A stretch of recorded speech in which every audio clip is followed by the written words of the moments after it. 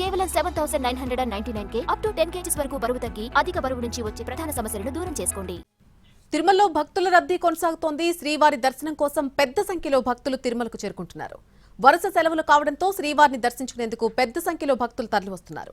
ఇప్పటికే తిరుమల భక్తులతో నిండిపోయింది.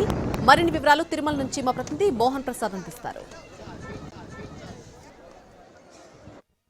తిరుమల భక్తజన సంద్రంగా మారిపోయింది. వరుస సెలవు దినాలు కావడంతో శ్రీవారిని దర్శించుకోవడానికి పెద్ద సంఖ్యలో భక్తులు తిరుమలకు చేరుకుంటున్నారు. దీంతో వైకుంఠం క్యూ కాంప్లెక్స్లో ఉన్నటువంటి 31 కంపార్ట్మెంటు పూర్తిగా నిండిపోయింది. అటు తర్వాత నారాయణగిరి ఉద్యానవనంలో ఉన్నటువంటి 9 కంపార్ట్మెంట్లు నిండిపోయాయి. అటు తర్వాత దాదాపు 3 కిలోమీటర్ల మేర ఏర్పాటు చేసినటువంటి క్యూ లైన్ మొత్తం కూడా నిండిపోయింది. దీంతో స్వామివారి సర్వదర్శనానికి 48 గంటల సమయం పడుతుందంటూ కూడా టీటీడీ అధికారికంగా ప్రకటించింది. దీంతో ఇవాల్టి రోజు క్యూ లైన్లోకి భక్తులు చేరుకోవద్దని, వారంతా కూడా యాత్రికుల వసతి సముదాయాల్లో బస చేయాలి. రేపు ఉదయం 6 గంటల నుంచి కూడా క్యూ లైన్లోకి చేరుకోవాలన్నటువంటి సూచన అయితే చేస్తుంది. సర్వదర్శనానికి సంబంధించి ఎలాంటి టోకన్ లేకుండా తిరుమల చేరుకున్నటువంటి భక్తులు ఇవాళ రోజు క్యూ లైన్లో చేరుకుంటే వారు దర్శనానికి వెళ్ళడానికి 48 గంటల సమయం పట్టేటటువంటి అవకాశాలు ఉన్న నేపథ్యంలో ఇవాల్టి రోజు క్యూ లైన్లోకి చేరుకోవద్దన్నటువంటి సూచన అయితే భక్తులు పట్టించుకునేటటువంటి పరిస్థితి అయితే కనిపించట్లేదు. ఇప్పటికీ కూడా ఆక్టోపస్ సముదాయం వద్ద ఏదైతే క్యూ లైన్కి సంబంధించినటువంటి స్టార్టింగ్ పాయింట్ ఉందో ఆ ప్రాంతానికి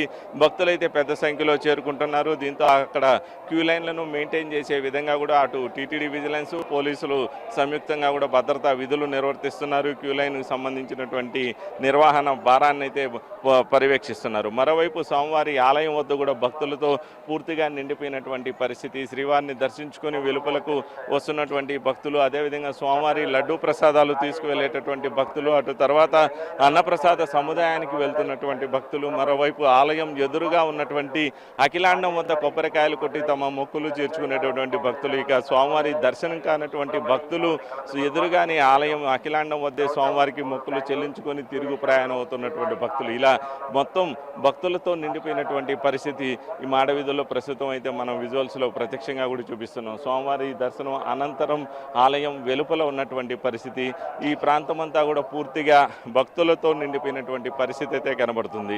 వరుస సెలవు దినాలు కావడం, మాసానికి సంబంధించినటువంటి వీకెండ్ కావడంతో శ్రీవారిని దర్శించుకోవడానికైతే పెద్ద సంఖ్యలో భక్తులు అటు తమిళ, తెలుగు భక్తులు విచ్చేస్తున్నటువంటి పరిస్థితి అయితే కనబడుతుంది. దీంతో ఈ ప్రాంతం అంతా కూడా పూర్తిగా భక్తులతో నిండిపోయినటువంటి పరిస్థితే కనబడుతుంది. మరోవైపు వసతి గదులకు సంబంధించి కూడా డిమాండ్ అయితే కొనసాగుతుంది. దర్శన టికెట్ కలిగిన భక్తులకు మాత్రమే వసతి గదులు సిఫార్సు లేఖలపై కేటాయిస్తున్నారు. మరోవైపు ఎలాంటి టోకెన్ లేకుండా వచ్చేటటువంటి భక్తులకు సిఆర్ఓ కార్యాలయం జనరల్ వద్ద రిజిస్ట్రేషన్ ప్రక్రియలో గదులు కేటాయింపు చేస్తున్నారు. దీంతో గదులు పొందలేనటువంటి భక్తులు మాడవీధులు, అదేవిధంగా వెలుపల ఉన్నటువంటి ప్రాంతాల్లోనే బస చేస్తున్నటువంటి పరిస్థితి అయితే కనబడుతుంది. లడ్డూలకు సంబంధించి కూడా దాదాపు 6 లక్షల వరకు బఫర్ స్టాక్ ఉంచారు. దీంతో దర్శనం చేసుకున్నటువంటి భక్తులకు అదనంగా కూడా లడ్డూలు పొందే సౌలభ్యాన్ని అయితే టీటీడీ కల్పించింది. మరోవైపు భక్తుల తాకిడి మరో 2 రోజుల పాటు కొనసాగేటటువంటి అవకాశాలు ఉంటాయి. ఇవాల్టి రోజు ఇన్ఫ్లో కొద్దిగా తగ్గుముఖం పట్టినప్పటికీ ఇప్పటికే